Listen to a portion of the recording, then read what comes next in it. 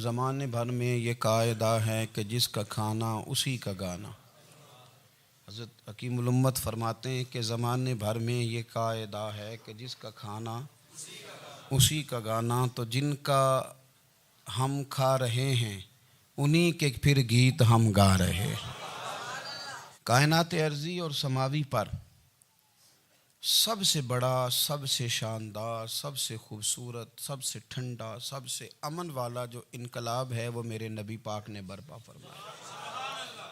بڑی یہ کم نصیبی ہے کہ مسلمانوں میں فرقے بن گئے اور امت تقسیم ہو گئی اور تقسیم ہونے سے کمزور ہو گئی۔ لیکن افسوس کی بات یہ ہے کہ لوگ اس بات کو سمجھنے سے عاری ہیں کہ عید میلاد النبی صلی اللہ تعالیٰ علیہ وسلم تو امت اس بات کے شکر کے طور پہ مناتی ہے کہ اللہ نے ہمیں اپنے نبی کا غلام بنایا۔ آؤ میں تمہیں مسلم شریف پڑھ کے سناتا ہوں، اور راوی بھی وہ بندہ جو ہر وقت حضور کے قریب رہتے تھے، حضرت انس بن مالک رضی اللہ تعالیٰ۔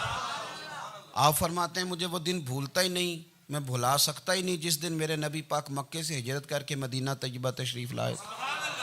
حضور اس دن کیا ہوا تھا؟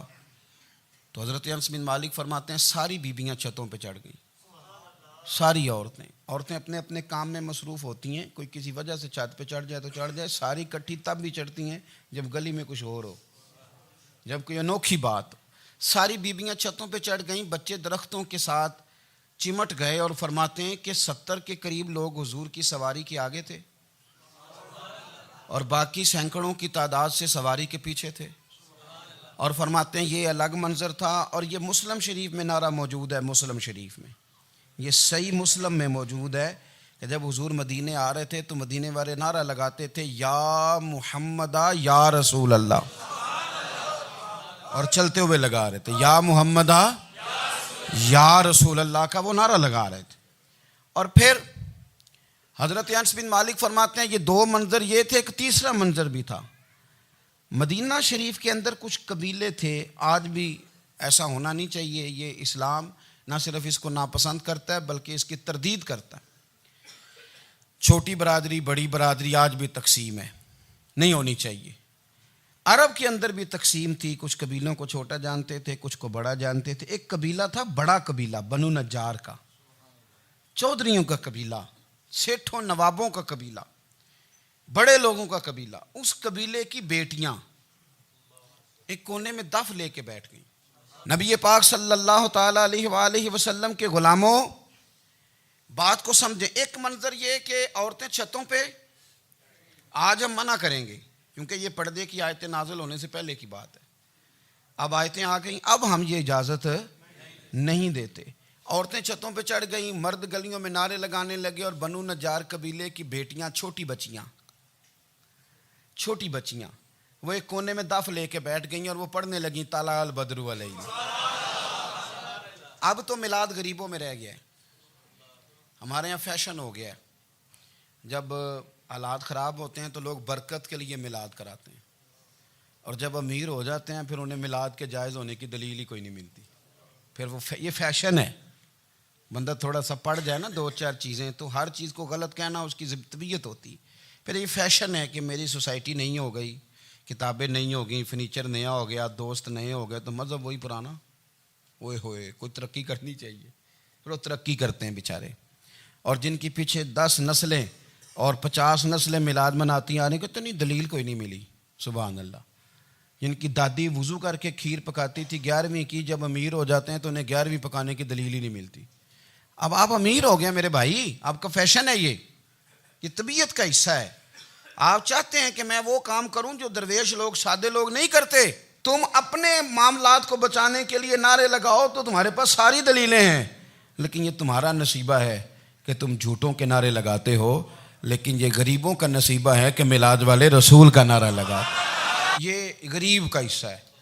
لیکن وہ بنو نجار کی بچیاں غریب نہیں، امیر گھرانے سے تھیں۔ انہوں نے جو بات کی اس کو حفیظ جلندری نے لکھا۔ مرحوم کہنے لگے کہ وہ ننھی بچیاں، چھوٹی بچیاں تھیں، کہتے وہ ننھی بچیاں وہاں بیٹھ کر دف بجاتی تھیں اور رسول پاک کی جانب اشارے کر کے گاتی تھیں، اور لوگوں سے کہتی تھیں کہ یہ کو ہمارا پیشہ نہیں دف بجانا، ہم تو چودھریوں کی بیٹیاں ہیں، ہم تو بڑے خاندان سے ہیں۔ وہ ننھی بچیاں جو بیٹھ کر وہاں دف بجاتی تھیں، رسول پاک کی جانب اشارے کر کے گاتی تھیں اور کہتی تھی ہم ہیں بچیاں نجار کے عالی گھرانے کی، خوشی ہے آمنہ کے لال کے تشریف لانے، ہمیں بڑی خوشی ہے آمنہ کے لال کے، خوشی ہے آمنہ کے لال کے، خوشی ہے آمنہ کے لال کے، ہمیں خوشی ہے آمنہ کے لال کے تشریف، خوشی ہے بس آمنہ کے لال کے تشریف۔ نبی پاک صلی اللہ تعالیٰ علیہ وآلہ وسلم سے امت کا جذباتی رشتہ ہے۔ یہ پہلے دن سے ہی ابو جہل کب منع کرتا تھا کسی مسلمان کو کہ خانہ کعبہ میں نماز نہ پڑھو، کہتا پڑھو۔ حضرت صہیب ابن سنان رومی سے اس نے کہا کہ آپ اپنے طریقے کے مطابق، مسلمانوں کے طریقے کے مطابق کعبے کے اندر نماز پڑھیں، جو مرضی کریں۔ روکتے تو وہ نبی پاک کے قریب جانے سے تھے، وہ منڈیوں میں بیٹھ جاتے تھے، حضور کے قریب نہ جانا، حضور کے قریب نہ جانا، حضور کے قریب نہ جانا۔ میری بات کو آپ سمجھے اور ہمیشہ یاد رکھیں، امت کا نبی پاک سے جذباتی رشتہ، جذباتی۔ یہ جو رسول اللہ کی امت ہے یہ گناہ گار ہو سکتی ہے پر اپنے نبی کی غدار نہیں ہوتی۔ میں آپ کو صحیح کہہ رہا ہوں۔ میرے کلین شیو نوجوان کے کان میں آپ جا کے کہیں نبی پاک، چاہے اس نے نماز نہ پڑھی ہو، چاہے اس نے داڑھی نہ رکھی ہو، آپ حضور کا نام لیں اس کے رونگٹے کھڑے ہو جاتے ہیں، اس کی طبیعت، اس کا دل دھک دھک کرتا ہے، اس کی ایک ایک روح سے محمد محمد کی آوازیں نکلتی۔ یہ فیض ہے رسول پاک کا اور یہ کرم ہے اللہ کا اس امت کے ساتھ۔ امیر ملت پیر جماعت علی شاہ صاحب محدث علی پوری فرماتے ہیں ایک جگہ ہندوؤں کا جلسہ تھا، ہندو پنڈت تقریر کر رہا تھا، اس نے نبی پاک صلی اللہ علیہ وسلم کی شان میں معاذ اللہ کو بے ادبی کر دی۔ مسلمان تھے ہی نہیں، ایک مسلمان تھا، وہ ملنگ نہیں ہوتے دوری ڈنڈے والے، اس کے پر رنگین ڈنڈا تھا، وہ کہیں دور بیٹھا تھا، تو اس نے سن لی، اسپیکر چل رہا تھا، تو وہ ڈنڈا لے کے تو سٹیج پہ چڑھ آیا۔ وہ کہتا ہے میں نے پنڈت کے سر میں مارا ایک ہی ہے پر مارا ذرا صحیح کر کے، وہ ڈھیر ہو گیا، لوگوں نے گرفتار کر لیا، جیل میں چلا گیا۔ پیر صاحب کہتے ہیں میں ملنے گیا، بندے کو بسم اللہ بھی سیدھی نہیں پڑھنی آتی، سورۃ اخلاص بھی ٹھیک نہیں آتی، اسے ربنا آتینا دعا نہیں کر سکتا، ملنگ ہے۔ میں ملنے گیا اور میں نے کہا یار نہ تو نماز پڑھے، نہ داڑھی رکھے، نہ تو مسجد جائے، پر تو نے کمال کر دی۔ تو کہتے ہیں پیر صاحب چھم چھم رویا اور پنجابی میں کہنے لگا پیر صاحب میں گناہ گار ہاں پر اپنے نبی دا غدار تے نہیں نا۔ یہ گناہ گار اور غدار میں فرق ہوتا ہے، میں گناہ گار ہوں پر یہ تو نہیں نا کسی کی ضرورت کہ میرے سامنے میرے نبی کے بارے میں بات کر جائے اور ساڈی اچھی تے سچی سرکار نو گل کر جائے۔ یہ بات آپ سمجھیں، دشمن احمد پہ شدت کیجئے، ملحدوں سے کیا مروت کیجئے، شرک ٹھہرے جس میں تعظیم رسول، اس برے مذہب پہ لعنت کیجئے، اور مثل فارض زلزلے ہوں نجد میں ذکر آیات ولادت کیجئے اور یا رسول اللہ کی کثرت کیجئے۔ نبی پاک کا پیار امت کے لیے سرمایہ حیات ہے۔ رسول پاک کے ساتھ امت کا والہانہ رشتہ ہے۔ نبی پاک کے ساتھ والے، حضرت خبیب کو گرفتار کر لیا مکے والوں نے، اس وقت غربت تھی اسلام پر، مکے میں سارے لوگ کٹھے ہو گئے اور چوک میں پھانسی دینے لگے حضرت خبیب کو۔ کہنا آسان ہے، کرنا بڑا مشکل ہے، بندہ جیل میں الجھ جائے تو میں نے بڑے بڑے سیانے لوگ معافیاں مانگتے دیکھے، بڑے بڑے لوگ کہتے دیکھے ہیں کہ یہ کام بڑا، قید تنہائی بذات خود ایک مصیبت ہے۔ آپ کو اکیلا رہنا پڑ جائے نا، یہ لاک ڈاؤن ہوا ہے تو لوگ نفسیاتی مریض بن گئے، اکیلے رہنا، تنہا رہنا کوئی چھوٹا کام ہے۔ حضرت خبیب اکیلے اور مکے کا دور اور چاروں جانب کافر، اور چوک میں جب پھانسی پہ لٹکایا جانے لگا تو ابو سفیان بولے اور بول کے کہنے لگے یار بندہ کوئی کام کر کے بڑا پچھتاتا بھی ہے کہ یار نتیجہ کیا نکلا، تو معاذ اللہ آپ کا بھی نتیجہ تو پھانسی ہے، تو آپ کا کیا خیال ہے؟ یہ آپ یقین کریں کہ لوگ صحیح صحیح ساتھ چلتے ہیں، تھوڑی سی دشواری اٹھانی پڑ جائے تو کہتے ہیں میں گاڑی ٹھیک تھا، پر انہی پتھروں پہ چل کے اگر آ سکو تو آؤ، میرے گھر کے راستے میں کوئی کہکشاں نہیں ہے۔ لوگ نا میٹھا میٹھا کھانا چاہتے ہیں، تھوڑا کڑوا آ جائے تو مصیبت بن جاتی ہے۔ کہتے ہیں سارے فلانے سے پیار کریں گے تو میں کروں گا، سارے مخالفت بھی کریں گے تو ہم انشاءاللہ پیار ہی کریں گے۔ یہ کیا بات ہوئی کہ ہم زمانے کا رنگ دیکھ کے چلیں گے؟ اب بعض لوگ پچھتا رہے ہوتے ہیں، حضرت خبیب سے کہا ابو سفیان نے ابھی کلمہ نہیں پڑھتے تھے, کہنے لگے تو اس وقت پھانسی پہ لٹک رہا ہے اور تیرے نبی مدینے میں اور آرام میں, اور ان کے صحابہ آرام میں, اہل بیت گھر میں. تیرے ذہن میں اگر اس وقت یہ بات ہو کہ اس وقت تیری جگہ پہ وہ ہوتے معاذ اللہ, تو پھر کیا ہوتا؟ مجمع غیروں کا, علاقہ غیروں کا. یہ ٹائم آیا تھا اب نعرہ رسالت لگانے کا. اب ٹائم آیا حضرت خبیب نے نعرہ رسالت لگانا ہے, پر لگانا کس طرح ہے کہ کافر یاد رکھیں. حضرت خبیب سے کہنے لگے اگر تیری جگہ حضور ہوتے تو پھر تیرا کیا خیال ہے معاذ اللہ؟ تو حضرت خبیب کہنے لگے تم ابھی بھی نہیں سمجھے؟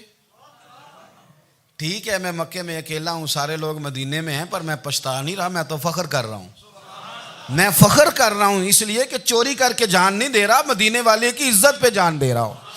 میں فخر کر رہا ہوں. فرمایا سن, تو کہتا ہے تیری جگہ حضور ہوتے اور تم انہیں یہاں معاذ اللہ پھانسی پہ لٹکاتے. فرمایا سن, میں تو یہ بھی پسند نہیں کرتا کہ میں گھر میں بیٹھا ہوں اور میرے نبی کو ہلکا سا کانٹا بھی چبھ جائے. ہمارا اپنے نبی سے محبت کا رشتہ ہے, ایک کانٹا بھی حضور کے قدم مبارک میں چبھے ہمیں برداشت. مجمع ان کا تھا, نعرے لگ رہے تھے, ہم نے مسلمان پکڑ لیا, لیکن حضرت خبیب نے اکیلے, اللہ کرے آپ کو میری بات کی سمجھ آئے, اللہ کرے آپ کو سمجھ آئے, اکیلے جب پھانسی کے تختے کے قریب نعرہ لگایا نا کہ میں تو کانٹا بھی نہیں چبھنے دوں گا اپنے نبی کو, اب سارے ہار گئے. اب اس ایک جملے نے نا ان کو شکست خوردہ کر دیا. اب بول کچھ نہیں سکتے تھے, گردنیں جھک گئیں. اور جب سناٹا چھایا تو ابو سفیان ساتھ والے سے کہنے لگا باقی ساری باتیں اپنی جگہ پر ہیں, پر اصحاب محمد سے پیار تو بڑا ہی کرتے ہیں نا. اور وہ کچا رنگ للاری والا جیڑا چڑھدا تے لیندا رہندا, اے عشق تیرے دا رنگ محمد چڑھ جائے پھر نہیں لیندا. کہا یار پیار تو یہ کرتے ہیں نا, اس میں کوئی شک والی بات. اس پیار سے کافر ڈرتا ہے. نبی پاک کے ساتھ جذباتی وابستگی, حضور کے ساتھ غلاموں کا جذباتی رشتہ, اور نبی پاک صلی اللہ تعالی علیہ وسلم کی آمد پر تشکر کے جذبات. امام رازی نے لکھا ہے کہ حضرت موسیٰ کلیم اللہ علیہ السلام نے تورات کی تختیوں کے اندر ایک امت کا ذکر پڑھا کہ جو امت گناہ کا ارادہ کرے گی تو گناہ لکھا نہیں جائے گا جب تک کر نہ لے, اور نیکی کا ارادہ کرے گی تو رب ان کی نیکی لکھ دے گا, اور جب وہ کر لے گی تو اللہ 10 گنا اجر عطا کرے گا. اور وہ ایسی امت ہوگی کہ جن کے چہرے قیامت کے دن نور کی طرح چمکیں گے, اور وہ امت ہوگی جن کی اللہ تعالیٰ زمین ساری پاک فرما دے گا, جہاں نماز پڑھیں گے نماز ہو جائے گی. یہ تذکرے پڑھ کے تو حضرت موسیٰ کلیم عرض کرنے لگے اللہ یہ امت میری بنا دے. تو رب کریم نے فرمایا کہ موسیٰ نہیں, یہ تو میرے محبوب کی امت ہے. فرمایا یہ تو میرے نبی پاک کی امت, حضور کی امت. اللہ اکبر. حضرت موسیٰ معمولی آدمی نہیں, وہ جلیل القدر پیغمبر ہیں جن کا قرآن کے ہر سپارے میں تذکرہ ہے, کہیں واضح طور پہ کہیں اشارتاً, ہر پارے میں. اور حضرت موسیٰ اللہ کے وہ نبی ہیں جو رب سے ڈائریکٹ باتیں کریں کوہ طور. کہا اے موسیٰ یہ امت تو میرے نبی کی ہے. تو حضرت موسیٰ علیہ السلام عرض کرتے ہیں, امام رازی نے لکھا ہے, کہتے ہیں اے اللہ پھر مجھے اپنی نبی کی امت میں شامل کر. او یار ہمیں لوگ کہتے ہیں میلاد نہ مناؤ, جس امت میں آنے کے لیے حضرت موسیٰ نے دعا مانگی, جس محبوب کی غلامی کے لیے, ہمیں تو دعا بھی کوئی نہیں مانگنی پڑی, اللہ نے فضل سے ہی مدینے والے کا غلام بنا دیا. تو ہم حضور کے تذکرے نہ کریں, ہم تشکر نہ کریں, ہم نبی پاک صلی اللہ تعالی وسلم کی نعت نہ پڑھیں, ہم حضور کے آنے پر جشن کا اظہار نہ کریں. ہر وہ جائز طریقہ جس سے اظہار خوشی ہو سکے وہ میلاد پہ کرنا چاہیے, اور اس کے لیے اسباب بنانے چاہیے. امت کا ایک جذباتی انداز ہونا چاہیے نبی پاک کے ساتھ, ایک وارفتگی, ایک ذوق, ایک طبیعت کے اندر وجدان. نعرہ مطلب اس طرح نہ ہو کہ بس چل رہا ہے کام. میں نہیں ہوں قائل, میں کہتا ہوں پہلے تو کوئی لگائے نا, اور پھر نعرہ جب لگتا تھا نا تو مسلمانوں کے یہاں نعرہ لگتا تھا تو بڑے بڑے لوگ کانپ جاتے تھے. صوفیاء نے لکھا ہے کہ حضرت عمر نے جب کلمہ پڑھا نا تو 39 بندے کلمہ پڑھتے تھے. تو نبی پاک نے رات کو دعا مانگی, اے اللہ عمر کو مسلمان کر کے اسلام کو عزت دے. حضرت عمر سویرے آ گئے, میں وہ تفصیل میں نہیں جاتا, بات لمبی. حضرت عمر جب آئے نا اور انہوں نے آتے جب کہا نا کہ میں کلمہ پڑھنے آیا ہوں, تو حضور اتنے راضی ہوئے کہ نبی پاک نے کہا اللہ اکبر. تو صحابہ نے نعرے لگائے اللہ اکبر اللہ اکبر، یعنی 40 لوگ مسلمان ہوئے تو نعرے لگے ہمارے صوفیاء کہتے ہیں حضرت عمر کے آنے پر جب نعرے لگے تو بتاؤ کہ وہ تو نعرہ تکبیر لگا، نعرہ رسالت کیوں نہیں لگا؟ تو کہتے ہیں گویا ہمیں حضور نے یہ سمجھایا ہے، حضور کے اشاروں نے سمجھایا ہے کہ میں اب اپنے نعرے خود تو نہیں نہ لگاؤں گا، میں نے تو اللہ اکبر کہہ دیا، عمر آ گیا ہے میرے نعرے لگاتا رہے گا، اب نعرے لگیں گے۔ حضرت عمر نے پہلے دن ہی کہا کہ حضور آپ سچے رسول ہیں تو چھپ چھپ کے نماز کیوں پڑھیں؟ شروع ہو گئے نعرے، حضور آپ سچے ہیں تو چھپ چھپ کے نماز کا کیا معنی ہو؟ تو حضور نے فرمایا تیرا کیا ارادہ ہے؟ حضور سارے نہیں، ایک میں ایک امیر حمزہ، ایک لائن کے آگے وہ لگ جائے، ایک کے آگے میں لگ جاؤں، اور باقی مسلمان جتنے ہیں کل 40 تھے، پیچھے 18 19 بچیں گے، تو ایک لائن میں وہ ہو جائیں، ایک میں آگے ایک میں امیر حمزہ ہو، ایک میں ہوں، تو دیکھ لیتے ہیں یہ ہمیں نماز کیسے نہیں پڑھنے دیتے۔ ہاں دیکھ لیتے ہیں، آئے نا میدان میں، ادھر آ ستمگر ہنر آزمائیں تو تیر آزما ہم جگر آزمائیں، اور غلامان محمد جان دینے سے نہیں ڈرتے، یہ سر کٹ جائے یہاں رہ جائے کچھ پرواہ نہیں کرتے۔ فرمایا بھی پتہ چل جاتا ہے نا، ایک لائن میں حضرت امیر حمزہ ہو گئے، ایک میں حضرت عمر ہو گئے۔ پہلے یہ مارتے تھے جو حرم شریف میں مسلمانوں کے طریقے پہ نماز پڑھتا تھا، یہ جلوسوں کی بڑی برکت ہے، اندر بیٹھے رہے نا چپ کر کے، نکل جائیں تو پتہ کچھ بھی نہیں چلتا۔ جب نکلتے ہیں لوگ کہتے ہیں جلوس کیا معنی ہے، تو میں بتاتا ہوں نا جلوس کا معنی کیا ہے۔ حضرت عمر نے باہر نکلے 2 لائنوں کا جلوس، لمبا بھی کوئی نہیں، بندے بھی 40، اور جناب فاروق اعظم باہر نکلے تو عمر کا نعرہ، عمر کا، حضرت عمر نے یوں کر کے آستینیں بازو کی چڑھا لیں، اور اپنے گلے میں جو ان کے رومال تھا نا اس کو یوں سینے پہ باندھا، اور اس ہاتھ میں تلوار تھی تو یوں کر کے باہر لہرائی، کہنے لگے او مکے کے کافرو ادھر آؤ میرے سامنے، جس نے اپنی بیوی بیوہ کرانی ہو، جس نے بچے یتیم کرانے ہوں، وہ آئے میدان میں، مصطفیٰ کے غلام آج سڑکوں پہ نکل آئے میدان میں ہمارے سامنے ہمارا مقابلہ کرے، آئے نا میدان میں، ہم نکلے ہیں، اب ہم یہاں کعبے میں اعلانیہ نماز پڑھیں گے، ہم پڑھیں گے، طاقت ہے تو آؤ نا ہمارا مقابلہ کرو، آؤ۔ کفر بذات خود بہت بڑا جھوٹ ہے، اور جھوٹ کے پیر، بس 2 بندے نکلے تلواریں لے کے آگے، تو پھر حضرت عمر نے اعلانیہ نماز پڑھوائی خانہ کعبہ۔ تو میرے بھائی رسول اللہ صلی اللہ علیہ وسلم کے غلام تو جب نعرہ لگاتے تھے تو ہو ہی کمال جاتا تھا۔ پھر بریلی کے امام بولے، کہنے لگے پیش حق مجدہ شفاعت کا سناتے جائیں، حضور قیامت کے دن آگے نا ہمارے آگے خوشخبری دیں گے، کہیں گے تم فکر نہ کرو، آ جاؤ میں تمہیں بخشواتا ہوں، میں تمہاری سفارش، آ جاؤ پیچھے۔ حضور نہ پیش حق مجدہ شفاعت کا سناتے جائیں گے۔ یقین کریں بریلی کے امام کو بھی بڑا ہی رنگ آتا ہے بیان کرنے کا، کہنے لگے آپ روتے جائیں گے، اللہ کو منانا ہے نا حضور نے، کہتے ہیں پیش حق مجدہ شفاعت کا سناتے جائیں گے، آپ روتے جائیں گے پر ہم کو ہنساتے جائیں گے، باغ جنت میں محمد مسکراتے جائیں گے، پھول رحمت کے گریں گے ہم اٹھاتے جائیں گے، اور حشر میں ہوگا ہمارا داخلہ اس شان سے ہم یا رسول اللہ کا نعرہ لگاتے جائیں، ہم یا رسول اللہ کا نعرہ۔ امام راضی کہتے ہیں حضور نے ایک رکا پکڑا چھوٹا سا، ایک بندے کو لوگ دوزخ میں لے کے جا رہے ہیں۔ اچھا مجھے ایک بات بتاؤ، فیصلہ پہلے ہو گیا ہے، اللہ کے سامنے ہوا ہے، اور فیصلہ ہو گیا اور طے ہو گیا کہ دوزخ میں جانا ہے، وہ قریب پہنچ گئے دوزخ کے، تو حضور نے دیکھ لیا، اور بتایا کس نے؟ حضرت آدم نے۔ حضرت آدم کہنے لگے حضور وہ آپ کے غلام کو دوزخ میں لے جا رہے ہیں۔ نبی پاک آگے گئے، کیا پڑھتے ہیں ہمارے بھائی؟ حضور نے مجھے ان سے چھڑا کے چھوڑ دیا۔ نبی پاک صلی اللہ علیہ وسلم آگے گئے، فرمایا ادھر آؤ، کہاں لے کے جا رہے ہو؟ اللہ کے سامنے فیصلہ ہوا ہے نا، فرشتوں نے کیا ہے نا، فرشتے کو کسی سے بددیانتی تو نہیں نہ کرتے، فرشتوں نے جو کیا ٹھیک کیا ہے نا، کیوں لے کے جا رہے ہو؟ سونے گناہ زیادہ ہیں، نیکیاں تھوڑی ہیں، فرمایا میرے سامنے تولو۔ کسی فرشتے نے نہیں کہا کہ سونے معاذ اللہ ہم کو بے ایمان ہے، ہماری کوئی اس سے زد چل ساڈا کو بننا سان جائے دے نال، بھائی میرا مطلب ہے صحیح تولا ہے، فیصلہ ہے، فرمایا دوبارہ تولو۔ گویا رب بھی فرماتا ہے جیسے میرا محبوب کہتا ہے ویسے ہی کر، او کوئی نہیں دوبارہ تول لو، کوئی حرج نہیں، تولو نہ دوبارہ۔ فرشتے دوبارہ آئیں گے، انہوں نے دوبارہ تولا، ایک پلڑے میں نیکیاں ایک پلڑے میں گناہ۔ اب وہ گناہ پھر زیادہ نکلے تو نبی پاک نے نا جیب سے اتنا سا روکا نکالا، روکے کا بھی کوئی وزن ہوتا ہے، وہ حضور نے نیکیوں کے پلڑے میں رکھ دیا، نیکیاں بڑھ گئیں۔ فرشتے بھی چپ کر گئے. چلو بھائی جنت میں.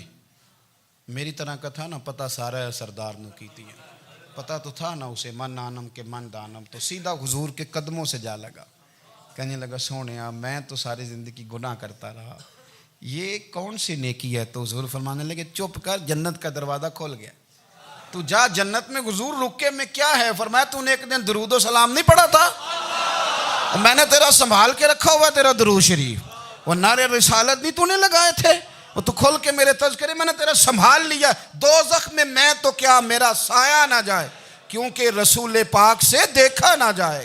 میرے رسول پاک اور میری بات سنو, میں بھی آپ کو کھانا نہیں کھلاتا, لنگر میرے سنگی کھلاتے ہیں, میرے دوست آپ کو کھانا پیش کرتے ہیں. ہر جگہ آپ جاتے ہیں تو وہاں کچھ لوگوں کی ڈیوٹی ہوتی ہے. لیکن ترمذی شریف سیاستہ کی حدیث ہے, حضرت انس نے پوچھا تھا حضور قیامت میں کہاں ملیں گے؟ فرمایا حوض کوثر پہ. حضور وہاں انس پانی پلائیں گے کہ بلال پلائیں گے کہ سہیب پلائیں گے؟ فرمایا نہیں, امت پیاسی آئے گی تو میں اپنے دست مبارک سے پانی پلاؤں. حضور وہاں نہ ملے تو فرمایا پل صراط پہ آنا, امت گزرے گی تو میں رب سلیم کی دعائیں کروں گا. تو اعلیٰ حضرت فرماتے ہیں جب حضور دعا کر رہے ہیں تو ڈرنے کی ضرورت کیا ہے؟ خدا کی رضا چاہتے ہیں دو عالم, خدا چاہتا ہے رضائے محمد, رضا اب پل سے وجد کرتے گزری کہ ہے رب سلم دعائے محمد صلی اللہ ہو. تو حضور وہاں ملاقات نہ ہوئی تو پھر اس حدیث کو بھی یہ حدیث مضبوط کر دے گی. حضور فرمانے لگے پھر میزان عمل پہ آ جانا, امت کے عمل تول رہے ہوں گے اور میں کامیابی کی دعائیں مانگ رہا ہوں گا. تو جس کے لیے حضور دعا مانگیں گے ناکام ہوگا, ناکام ہوگا. اپنے بچوں کو حضور کی محبت سکھائیں, نبی پاک صلی اللہ علیہ وسلم کی غلامی کریں. آپ کا رشتہ نبی پاک کے ساتھ مضبوط ہونا چاہیے, آپ کے تعلقات حضور کے ساتھ مضبوط ہونے چاہیے. اور آپ نے دائیں بائیں نہیں دیکھنا کہ پراپوگنڈا کیا ہے, لوگ کیا کہہ رہے ہیں. لوگوں کو دیکھ کے جو لوگ رستہ بناتے ہیں وہ پیچھے رہ جاتے ہیں. آپ نے یہ دیکھنا ہے کہ میرا حضور سے نسبت کا تعلق مضبوط ہے. کوئی کدھر جا رہا ہے اس سے ہمیں کوئی تعلق. اس وقت عالمی حالات کیا ہیں, قومی حالات کیا ہیں, معاشی حالات کیا ہیں, جرنلسٹ کیا کہہ رہے ہیں فلانے کے, ہمیں اس سے غرض نہیں ہے. ہمیں تو اتنا پتہ ہے کہ ہم نے اپنے نبی کو راضی کرنا ہے. تو اس لیے خوبصورت محافل کا ذکر کریں, خوبصورت درود شریف پڑھیں.